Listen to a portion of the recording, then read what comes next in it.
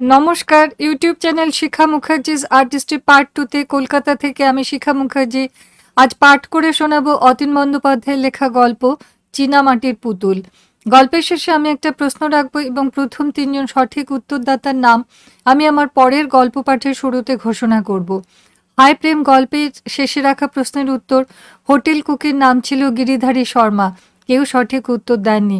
তাহলে বন্ধুরা শুরু করছি আজকের গল্প পাঠ। গল্পের নাম চীনেমাটির পুতুল। শেষ রাতে তিনি আজও কান খাড়া করে রাখলেন। কে গায়? কোনো দূরবর্তী মাঠে উদাস গলার স্বর। কাছাকাছি তো কোনো মাঠ নেই, শস্যক্ষেত্র নেই। কে গায়? আগে মনে করতেন স্বপ্ন, ভেঙে গেলে মনে হতো স্বপ্ন নয় সত্যি। নদীর ওপারে দাঁড়িয়ে কেউ তাকে ডাকছে। কে সে? ইদানিং ভয়ে ভয়ে আগেই ঘুম ভেঙে যায়। আজও ঘুম ভাঙলে টর্চ জেলে ঘড়ি দেখলেন ঠিক 4টে, শেষ রাত। রাস্তার আলো জ্বালা থাকে বলে রাত কত গভীর বোঝা যায় না। শুধু নিঝুম একটা ভাব থেকে, তার তারতম্য থেকে আন্দাজ করতে পারেন রাত নিশুতি না আরও গভীরে কিংবা শেষের দিকে। জানালা খুলে তিনি দেখতে পান সেই বিশাল আকাশ আর কিছু নক্ষত্র, যা তার জন্মেও এক ছিল, শেষ রাতেও এক আছে। কে গায়? গায় না তিনি নিজের মধ্যেই কোনো উদাস গানের সুর সঞ্চার করেন? শুনতে পান যেন সে আর কেউ নয়, তিনি নিজেই। জানালা খুললে কিছু গাছপালা নজরে আসে। সামনে পাকা রাস্তা, ছিমছাম সব কিছু। সামনে বড় স্কুল বাড়ি। স্কুল বাড়ির মাঠটায় কেউ দাঁড়িয়ে গাইছে না তো? না, সেখানে কেউ নেই। গানের কোনো শব্দ স্পষ্ট নয়। অদ্ভুত এক ব্যঞ্জনা সেই সুরের, যেন বলে যায় কেউ এক অন্ধকার থেকে আর এক অন্ধকারে যাত্রা। আসলে বয়স হলে মানুষের বুঝি এমনই হয়। তিনি ভয় পাচ্ছেন। এক অন্ধকার থেকে আর এক অন্ধকারে যাত্রা কেন? শেষ রাতের দিকে এইসব বাড়ির জানালায় বেশ একটা ঠান্ডা হাওয়া বয়ে যায়, পাখা চালাতে হয় না। তিনি নিজে অন্তত ঘুম ভাঙলে পাখা বন্ধ করে দেন। পাখার আওয়াজে তার মনে হয় তিনি বিভ্রমে ভুগছেন। পাখাটা বন্ধ করে দিলে চরাচরের গোপন সত্য ধরতে পারবেন তিনি। কিন্তু কে গায়, কোথায় গায়? গানের অস্পষ্ট শব্দমালায় হতচকিত হয়ে নিদারুণ বিভ্রান্তির মধ্যে পড়ে যান। তখন নিজেই মনে করে নেন আসলে কেউ তাকে সতর্ক করে দিচ্ছে। নিজের একাকিত্বে এত বিচলিত কেন? সারা জীবন খড়কুটো সংগ্রহ করেছ, এখন তোমার ছুটি।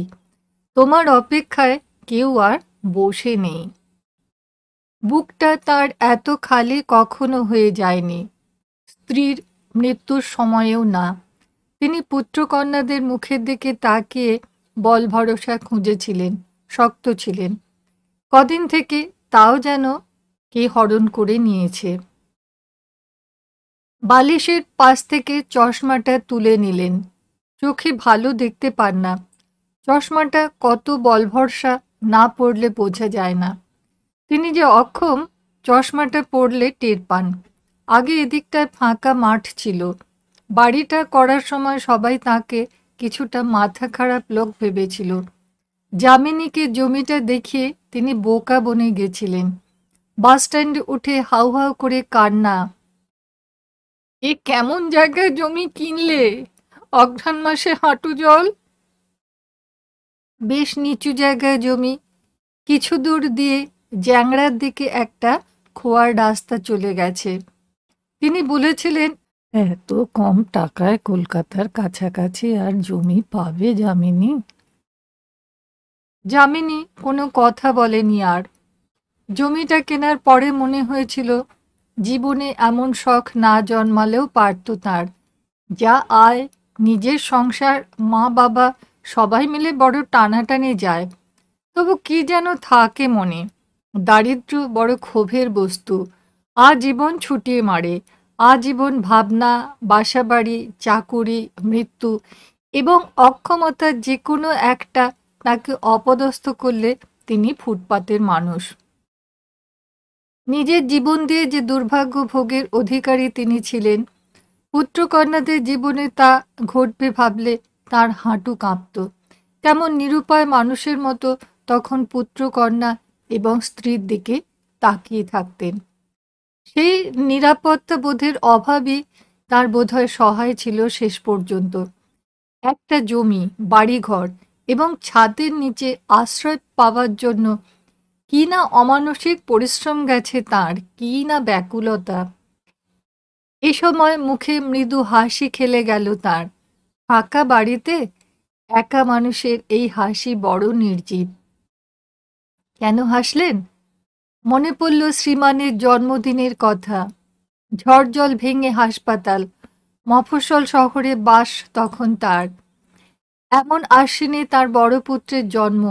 এমনই শেষ রাতে তিনি আজকের মতো উদ্বেগে পায়চারি করছিলেন। কান্না, কোথাও তিনি নবজাতকের কান্না শুনতে পান।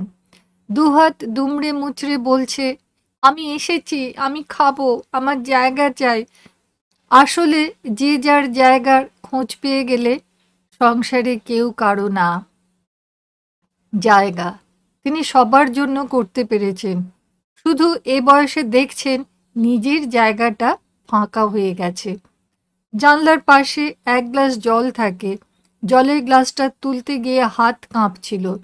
জীবনটা পোকামাকড়ের মতো মনে হচ্ছিল।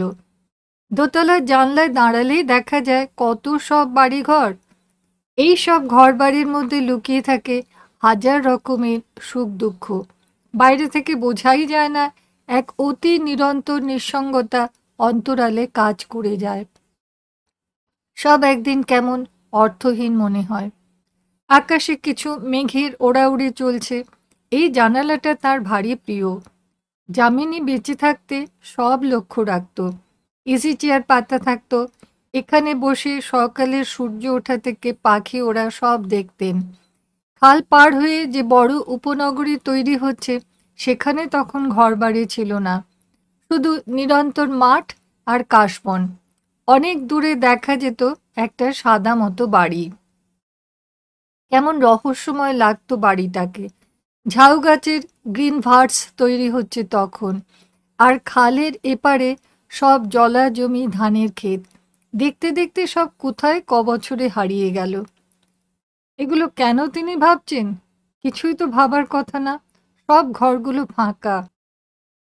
মেয়েদের বিয়ে হয়ে গেল, বড় চলে গেল বাইরে, ছোট ছিল, বৌমা ছিল, আর ছিল বাপ্পা। কতদিন থেকে সেই ছোট শিশুটি তার একাকিত্বের সঙ্গে ছিল। তারাও ফ্ল্যাট কিনে চলে গেল। এই চলে যাওয়াটা যে কি করুণ কেউ বুঝল না। আমি দাদু যাব না। না, যাও, তোমার স্কুল কাছে হবে। আমি তো এখান থেকেই যেতাম। যেতে, এখন যেতে কষ্ট। কে বলে? কে যে বলে বুঝি না। বাপ্পা বায়না ধরেছিল। ছোট বলল, আপনি বুঝিয়ে বলুন, ও তো বোঝে না এত দূর থেকে কত অসুবিধা। সেই কি যেন মনের কোণ থেকে উঁকি দিয়ে বলল, কি বুঝছো? কিছু না।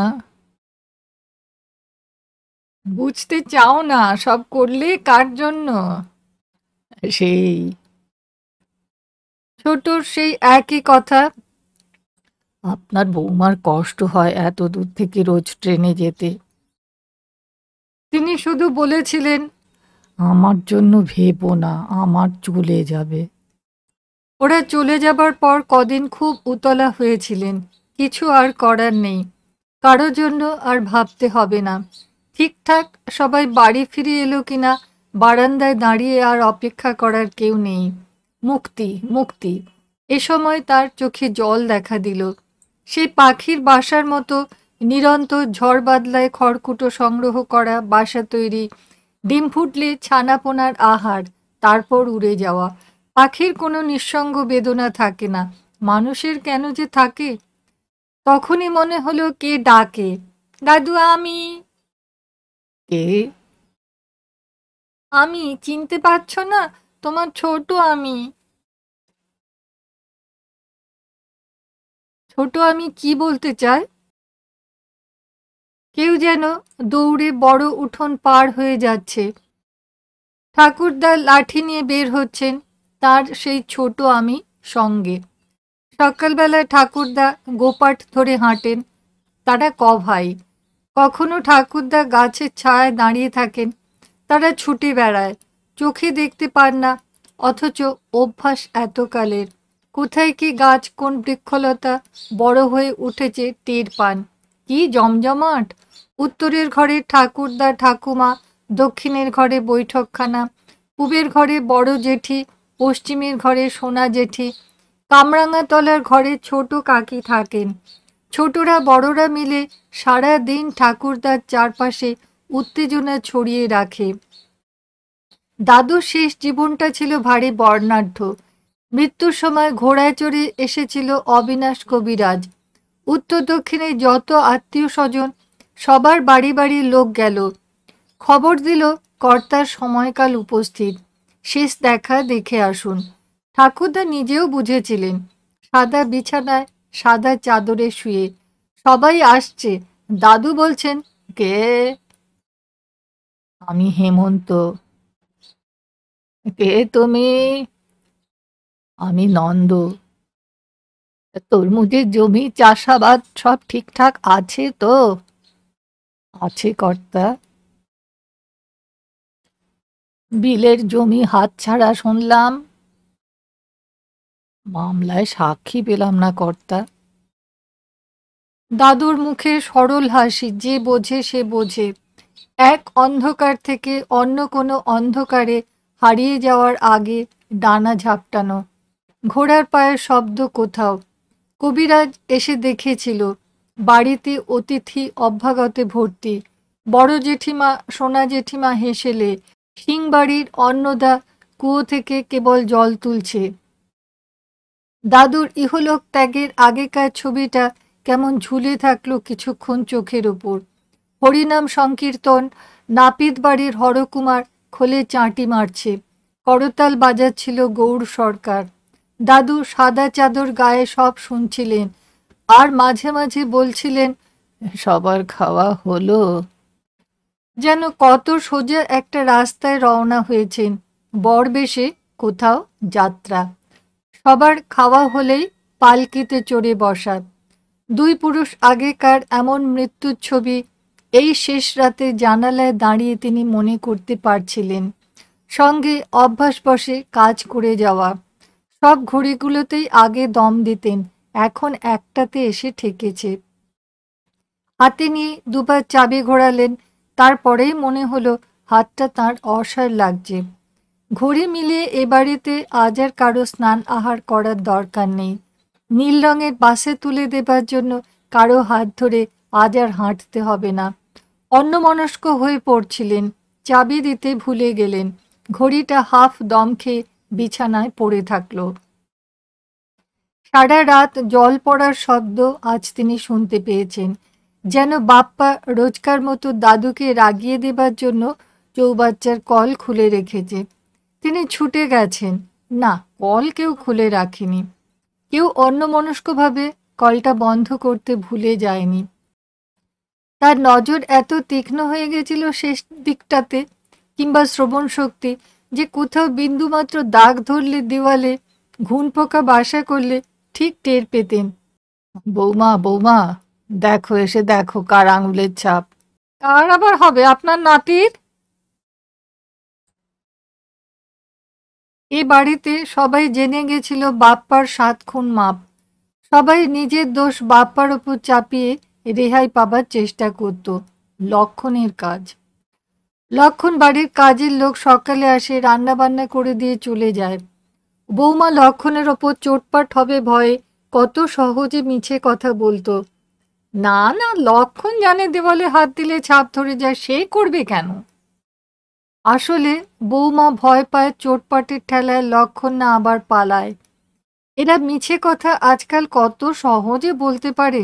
আসলে বাড়িটার চেয়ে লক্ষণ তাদের কাছে বেশি মূল্যবান।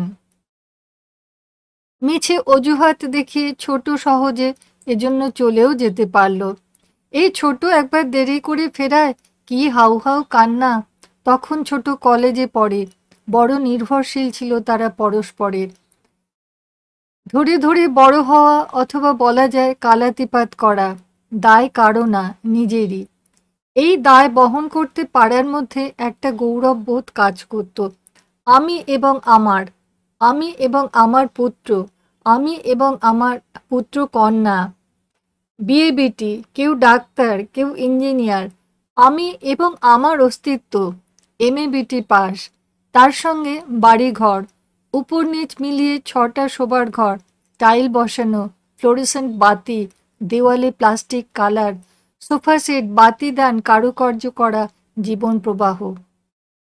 জানালায় ভেলভেটের পর্দা, দক্ষিণের বাতাসে দোলে। সিঁড়ি 3.5 ফুট, 4 ফুট করার ইচ্ছে ছিল। কাজকর্মের বাড়িতে সরু সিঁড়ি অসুবিধার সৃষ্টি করে। 3 তলায় ঘর করার দরকার নেই। ওপরে শামিয়ানা টাঙিয়ে এক লপ্তে 200 জন খাওয়ানো যাবে। সবটাই আমার, আমার অস্তিত্বের শিকার। ওরা এখন বাপ্পাকে নিয়ে এমএ বিটি হতে চায়। এমএ বিটি পাস, সোজা কথা নয়। প্রধান শিক্ষক নীলরতন বসু, কাঁধে পাটভাঙা চাদর, করিডোরে হাঁটার সময় দৃপ্ত ভঙ্গি। জেলা বোর্ডের প্রেসিডেন্ট, কত কিছু অস্তিত্বের শিকার। এখন শুধু সামনে ফাঁকা মাঠ। একটা ঘড়িতে তার চাবি দেবার কথা, তাও দিতে গিয়ে হাত অসাড়।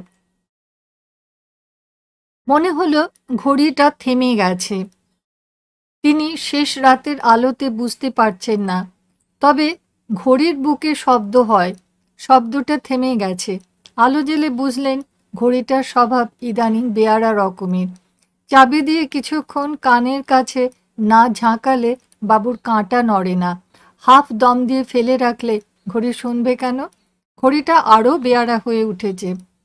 তিনি বললেন, ব্যাটা তুই ওষুধ তুলছিস? ঘড়িটার কাঁটা দুবার নড়ল। আলো জ্বালা বলে মাকড়সার ঠ্যাঙের মতো মনে হচ্ছে। কতকাল দম দিয়ে ঠিক রেখেছেন, অয়েলিং করেছেন কতবার, আবার তেল গ্রিজ খেতে চায়। ঘড়িটা নিজেও কভার খুলে কারিগরি করেছেন। ঘড়িটা নিয়ে আবার কেন জানি তার বসতে ইচ্ছে হলো। কারণটা তিনি ঠিকই জানেন, কিছু নিয়ে পড়ে থাকা অভ্যাস মানুষের। এককালে প্রকৃতি, তার উদাস মাঠ, বিদ্যালয়, এককালে বাবা মার গ্রাসাচ্ছাদন, ভাই বোনেদের বড় করা, সোজা কথায় করতালি করার মধ্যে জীবন অতিবাহিত করা, এবং পরে যামিনী, পুত্রকন্যা সব নিয়ে আবার ঠেলে উজানে নৌকা নিয়ে যাওয়া।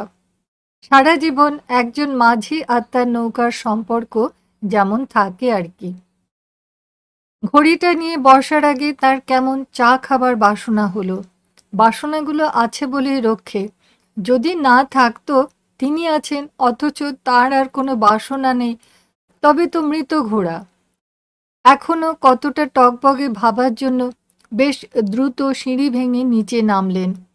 অন্ধকারে পায়ের মধ্যে কি একটা ঠেকল। সিঁড়িটার এদিকটায় তিনি হাঁটেন না বড়। ছোট এ ঘরটায় থাকতো, পড়তো। ডাক্তারি পড়াটা এত বিদঘুটে তিনি যদি জানতেন। আজ তো মানুষের কঙ্কাল একটা না হয় থাকলোই ঘরে। তাই বলে মানুষের আলগা সব যন্ত্রপাতি এনে ঘরটা যে ভরে ফেলা কেন? মানুষের ভিসেরা এবং লিভার দেখতে এমন কদাকার, আর উৎকট ফরমালিনের গন্ধে ঘরে ঢোকাই দায়। বছর 2 এসব ঘরটায় জাঁকিয়েছিল। ফাইনাল ইয়ারে ওঠার আগে সব বিদেয় করে দেওয়া হলো। কিন্তু মনের খুঁতখুঁতানি যায় না। দক্ষিণাকালীর পুজো এবং চণ্ডীপাঠ, দ্বাদশ ব্রাহ্মণ ভোজন। সন্ধ্যায় মনে হয়েছিল তার বাড়িটার আবার তিনি সুচিতা ফিরিয়ে আনতে পেরেছেন। এবং রাতে চাদরের নিচে কি একটা শক্ত কিছু লাগতেই উঠে বসেছিলেন। কি লাগে? হাত দিয়ে মনে হয়েছিল একটা শক্ত কিছু। চাদর তুলে মনে হয়েছিল স্পঞ্জের মতো কি যেন, নরমও নয়, খুব শক্তও নয়। ছোটকে ডেকে বলেছিলেন, এটা এখানে কি দেখতো? ছোট দেখে বলে, নাকের হাড়। সব যে তোর কাছ থেকে কে কিনে নিয়ে গেল, এটা এখানে এলো কি করে? সেই তো। তিনি জানেন ছোট স্বভাবটা বড় এলোমেলো। কঙ্কালটা সে নিয়ে এসছিল একটা বড় বেতের ঝুড়িতে। দু দফায় আনতে হয়েছে। এক জায়গায় বসে এক নাগাড়ে পড়তে পারে না বলে এখানে ওখানে সব ঘরে, কেবল ঠাকুর ঘর আর রান্নাঘর বাদে, কিভাবে যে কঙ্কালটার অজস্র হাড় এখানে সেখানে পড়ে থাকতো। মানুষের মধ্যে কত হাড় থাকে তার হিসাব ছোট রাখে। কলেজের নতুন ছেলেটি যখন ঝুড়িটা সহ হাড়গোড়গুলো কিনতে এলো, বারবার তিনি বলেছিলেন, মিলিয়ে নিও, ছোটুর কিছু ঠিক থাকে না, কোথাও কিছু পড়ে থাকলো কি না। ছোট ছেলেটিকে বলেছিল, সবই আছে, এদিক ওদিক দু একটা পড়ে থাকলে তোমায় খবর দেব। সেই থেকে তিনি প্রায়ই প্রশ্ন করতেন, আর নেই তো? ছোট বলেছিল, নেই। তারপর বছর ঘুরতেই বিছানার নিচে কি করে যে একটা নাকের হাড় ভেসে ওঠে। সেই থেকে কখনো অন্ধকারে কিছু শক্তমতো পায়ে ঠেকলে ভাবেন ছোট সেই কঙ্কালের হাড়। সেই কবেকার কথা, অথচ সেই আতঙ্কটা তার এখনো আছে। নিচের ঘরের জানলা বন্ধ থাকে বলে কিছু বোঝা যাচ্ছে না। এখনো এ বাড়িতে কঙ্কালটা তবে আছে। আসলে প্রেতাত্মা এবং কঙ্কাল সংসারের নানাবিধ সংস্কার মানুষের, সবই কিন্তু কিম্ভূত কিমাকার। আলোটা জ্বালতেও ভয় পাচ্ছেন। কাউকে যে ডাকবেন তারও উপায় নেই। এখন একটা বুড়ো মানুষ খালি বাড়িতে প্রেতাত্মার ভয়ে ছুটোছুটি করছে, ভাবতে গেলেও লজ্জা। বরং উপরে উঠে যাওয়া যাক। বাড়িটা ফাঁকা বলে তেনার উপদ্রব বাড়তেই পারে। কোনো রকমে তবু আলোটা জ্বাললেন। বড় ঘাম হচ্ছে। দেখলেন পায়ের কাছে পড়ে আছে বাপ্পার একটা চিনেমাটির কোড়ে আঙুলের মতো পুতুল। পুতুলটি হাতে নিতেই মনে হলো তিনি একা নন, তার দোসর বাপ্পার পুতুল। সুতরাং পুতুলটি তিনি রান্নাঘরে নিয়ে একপাশে দাঁড় করিয়ে রাখলেন। চা করলেন গ্যাসে। তারপর এক হাতে পুতুল, অন্য হাতে চা। তিনি পুতুলটিকে সামনে বসিয়ে ঘড়ি মেরামত করতে বসলেন। কথাবার্তা পুতুলটার সঙ্গেই হচ্ছে। বাপ্পা তোমাকে আদৌ ভালোবাসে বলে মনে হয় না। পুতুলটা বলল, হ্যাঁ ভালোবাসে। ভালোবাসলে ফেলে যাবে কেন? ওর কত কাজ, স্কুলের পড়া আছে না।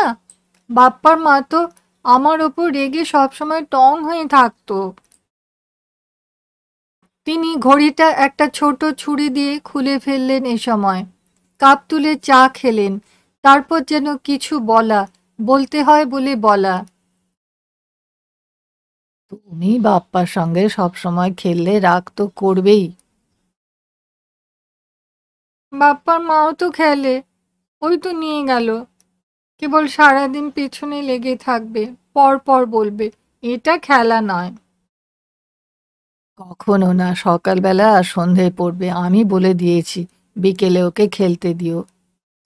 দেবেই না, এক গাদা টাস্ক দিয়ে বসিয়ে রাখবে। এখানে এসব পারত না বলেই তো চলে গেল। মিছে কথা। স্প্রিংটা সহ ঘড়িটা তিনি কানের কাছে ধরে তখন বললেন, সত্যি কথা, তোমার উপদ্রবে বাপ্পার মা চলে গেল, তুমি কিছু বোঝো না। আমার উপদ্রবে? তাছাড়া কি, তুমি এত আশকারা দিলে ও মানুষ হবে কি করে? পুতুলটির এত কথা শোনার পর তিনি কেমন আরো গুম মেরে গেলেন। সকালে বাপ্পা এসে দুষ্টুমি করত, না করলে বাড়িটা বাড়ি মনে হবে কি করে। চশমাটা নিয়ে দৌড়াতো, দুহাত ভর করে চশমা চোখে দিয়ে বিছানায় উবু হয়ে শুতো। কখনো তার বাঁধানো দাঁত লুকিয়ে মজা করত। সকালবেলাতে প্রায় দাদু নাতি এই নিয়ে উপর নিচ ছোটাছুটে চলত। বৌমার মেজাজ তখন ভারী অপ্রসন্ন হয়ে থাকত। বৌমা যত অপ্রসন্ন হতো তিনি তত মজা পেতেন, বাপ্পাও। নাও এবার, শুধু নিজে গেল না, ঘটি বাটি শুদ্ধ নিয়ে চলে গেল। একা থাকার কি মজা বোঝো এবার। তিনি কেমন মিয়ে গেলেন। তারপরে কি মনে হতে বললেন, এই একটা কাজ করবে? কি কাজ? আমার নাতি তুমি, সকালবেলাটায় ঠিক আগের মতো ওপর নিচ ছুটোছুটি চলবে, কে বন্ধ করে দেখি। সেই ভালো। তারপর নিজেই বোকার মতো হেসে ফেললেন। কি যে পাগলামি করছেন বাপ্পার পুতুলটার সঙ্গে। তারপরেই মনে হলো, পুতুল না সেই কঙ্কালটার বুড়ো আঙুলের হাড়। আলোর কাছে নিয়ে উল্টে পাল্টে দেখতে থাকলেন। কখনো মনে হচ্ছে বুড়ো আঙুলের হাড়, অথবা কখনো চীনেমাটির পুতুল। বেঁচে থাকার পক্ষে কোনটা এখন বেশি দরকার, একটা মরা মানুষের বুড়ো আঙুলের হাড়, না বাপ্পার চীনেমাটির পুতুল? কোনটা? কোনটা? চীনেমাটির পুতুল। এটা সত্যি চীনেমাটির পুতুল, বুড়ো আঙুলের হাড় না। না না না, এই তো কথা বলছে। আচ্ছা, তুমি নিচে সিঁড়ি ধরে নেমে যেতে চাও? বাপ্পার মতো আমাকে ওপর নিচ হয়রানি করতে চাও? সেই ভালো। তুমি আর যাই হয়ে যাও, একটা কঙ্কালের হাড় হয়ে যেও না। হ্যাঁ হ্যাঁ, যা বলবে শুনবো। এই তো যাচ্ছি, আরো জোরে ছুটছি তো। লাফিয়ে লাফিয়ে নামো। আমি কেমন সিঁড়ি ধরে লাফিয়ে নামছি দেখো।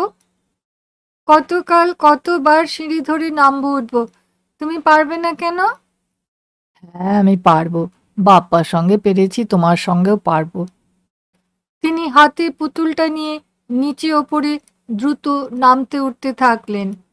যেন কথা না শুনলে চীনেমাটির পুতুলটা বায়না ধরেছে কঙ্কালের বুড়ো আঙুলের হাড় হয়ে যাবে।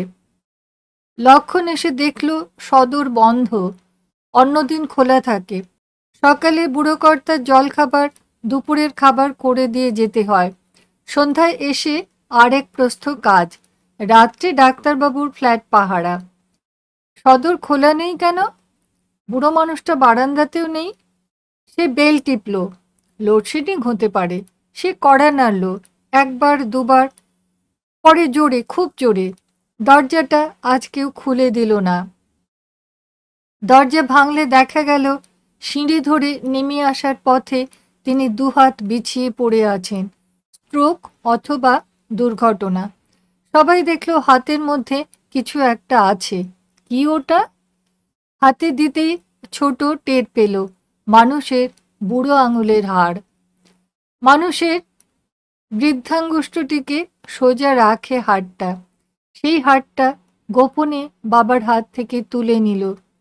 কঙ্কালের হাড়টা সব বাড়িতে শেষ পর্যন্ত কেন যে থেকে যায়। চীনামাটির পুতুল গল্পটা এখানেই শেষ হলো। শ্রোতা বন্ধুরা, যদি ভালো লাগে তাহলে লাইক করবেন, বন্ধুদের সঙ্গে শেয়ার করবেন, এবং যারা এখনো পর্যন্ত এই চ্যানেলটা সাবস্ক্রাইব করেননি তাদের কাছে অনুরোধ রাখলাম সাবস্ক্রাইব করার জন্য। আজকের প্রশ্ন, যামিনী কে ছিলেন? আশা করি আপনারা সকলে ভালো আছেন, সুস্থ আছেন। সকলকে ধন্যবাদ জানাই।